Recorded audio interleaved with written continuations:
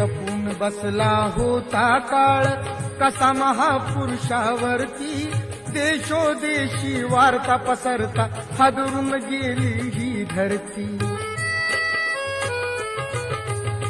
काळजातील हंस हरपला दर्याला आली भरती, सूर्य बुडाला अंधार झाला म्हणून जनता ही झुरती.